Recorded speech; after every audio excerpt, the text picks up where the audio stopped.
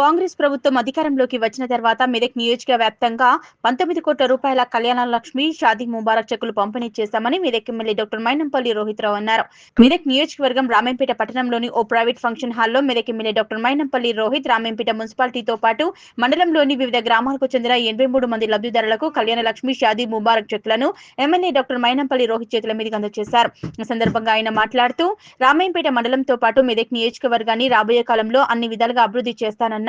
నియోజకవర్గంలో 19 కోట్ల పైన కళ్యాణ లక్ష్మి షాదీ ముబారక్ చెక్కులు అందించడం జరిగిందని 10 సంవత్సరాల్లో జరగని అభివృద్ధిని 18 నెలల్లోనే చేసి చూపించడం జరిగిందన్నారు. ఈ కార్యక్రమంలో రామేంపేట తహసీల్దార్ రజనీ కుమారి, స్థానిక సీఏ వెంకట్ రాజాగౌడ్, మాజీ market committee chairman Saraf Yadagiri, TPCC రాష్ట్ర నాయకులు చౌదరి సుప్రభాతరావు, బ్లాక్ కాంగ్రెస్ అధ్యక్షులు రమేష్ రెడ్డి, మాజీ కౌన్సిలర్లు గజవాడ నాగరాజు, దేమయ్య యాదగిరి, సుందర్ సింగ్, మాజీ ఎంపీటీసీ నాగులు అల్లాడి వెంకటేష్, కళ్యాణ లక్ష్మి షాదీ ముబారక్ లబ్ధిదారులు పాల్గొన్నారు.